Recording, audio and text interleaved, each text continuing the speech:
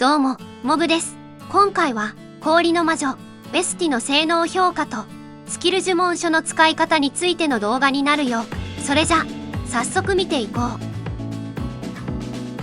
まずは、ベスティについてだよ。氷の魔女ベスティは、パーティー全体の防御力貫通を増加できる権能を持っているよ。また、一部スキルにも、一時的に防御力貫通を大きく増加できる効果があるね。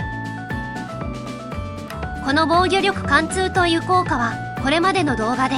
様々な説明をしてきたけど、今回特に重要視してほしい内容は、防御力減少、防御力貫通、防御力無視という効果は、防御力を下げて敵のダメージ減少率を小さくして大きいダメージを与えているということだよ。次に、ダメージ減少率についてだよ。まず、防御力を下げて大きいダメージを与えるという表現だけでは1のグラフのように一定の割合でしか働いていないように見えるよね。しかしオレアラでの正しい表現としては防御力を下げるほどダメージ減少率も小さくなりダメージが急激に増加するというものだよ。このため赤く囲まれている部分に到達するために防御力が高い敵に対しては防御力を下げる効果を多く適用させることが重要だよ。次はこれらの情報を踏まえた上でベスティの特徴を見ていこう。まず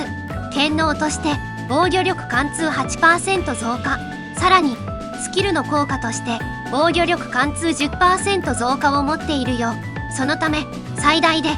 18% もの防御力貫通のサポートができるけど、グラフの赤い部分に到達するためには圧倒的防御力貫通のサポートがある非属性パーティーでないと厳しいものになるよ。また現在では光の攻防デイモスでしか活躍する場面がないかもしれないけど、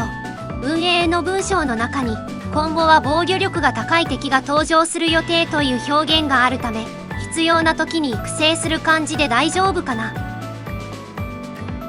さらに氷の魔女ベスティは一部スキルに氷結効果を持っているよ。この氷結効果はいくつものスキルを所持している影にとっては発動タイミングを予測することが難しいため、おまけ程度の効果になるかな。また武装効果として攻撃力増加と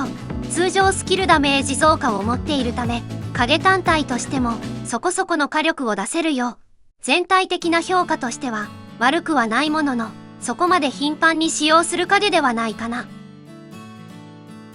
次は影のスキルレベルについてだよ。今回のアップデから影の軍団にもスキルレベルの要素が追加されたよ。基本的にはスキル倍率のみ増加し、スキルに付属している効果などは強化されないため、よく使う影からレベルアップして構わないよ。またスキル呪文書による戦闘力の増加値を調べてみたよ。その結果スキルレベルを上げるほど戦闘力の増加が大きくなり、アイテムのレアリティが上がると増加値の幅も大きくなるよ。そのためアイテムの価値を考慮して計算すると平均的に全体のレベルを上げることを優先し、よく使う影のみレベル5以上に上げるのが効率が良さそうだね。最後に現状を踏ま